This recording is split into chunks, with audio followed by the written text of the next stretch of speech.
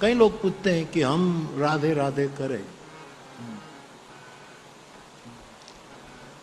हम प्रभु को बचते हैं, तो क्या हमें इतनी शिकायत भी हम न करें कि वो हमें याद करता होगा कि नहीं? ये शिकायत तो करने का शायद अधिकार देना चाहिए कि हम जिसको बहुत याद करें वो हमें याद करता होगा कि नहीं। ऐसा लोग मुझे पूछते हैं।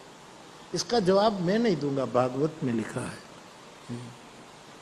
जब उद्धव जी वृंदावन से प्रेम की दीक्षा लेकर लौट रहे हैं, भागवत में मैं कई बार सुना चुका, लौट के तब व्रजांगनाओं ने उद्धव को गिर लिया।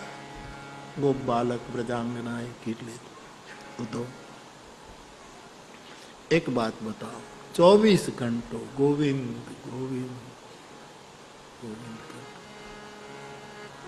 एक लम्हा खाली नहीं जाता केशव। अब उद्धव एक बात बता, हमें यदि ये अधिकार है प्रेम करने के कारण, तो हमें ये बताते जाओ कि कृष्ण कभी हमें याद करता? और फिर वो कहते हैं अपने सखाओं को कभी याद करता है? बताना। न करता हो तो भी बोल देने करता है तो जी लेंगे, थोड़ा झूठ बोल। अपनी मां को याद करता है, बाबा नंद को याद करता है, अपने गाय बछड़े को, वो कदम्ब वृक्ष को याद करता है, जिस यमुना की काली चट्टान पर जो राधा को मिलता रहता है, उस राधा को याद करता है। और आखिर में सामूहिक रूप में बोलती है, बिना मोल हम बिक चुके हैं, हम किंकरियों को कभी याद करता है? याद करता है, अधिकार है। लेकिन शरणागत प्रेमी को तो यही सोचना चाहिए कि याद करे न करे उसकी मर्जी, हम तो याद किए जा रहे हैं। एक बादशाह ने नहीं वो एक गुलाम को पकड़ा। एक गुलाम नहीं था, महात्मा था, अवधूत परमहंस की दशा, बड़ा तगड़ा था। तो एक बादशाह ने उसको पकड़ा, ले गया और कहा कि बोलो हम आपको किस नाम से पुकारे?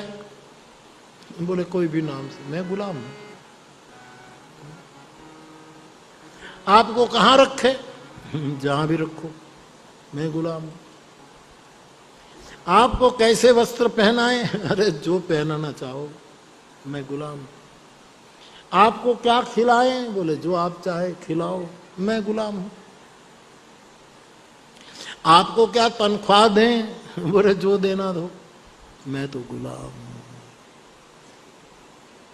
यदि हम कृष्ण को कह सके कि तू बुलाए न बुलाए, हम तो किंकर हैं, तू हमारा नाम ले न ले, हम तो किंकर हैं, तू जो खिलाए वो खाएं। लेकिन फिर भी प्रेम के लक्षणों में शिकायत का भी एक स्थान है। तो आप निरंतर हरि संकीर्तन, निरंतर प्रभु का स्मरण बने, इससे ज्यादा कौन उपलब्धि हो सकती?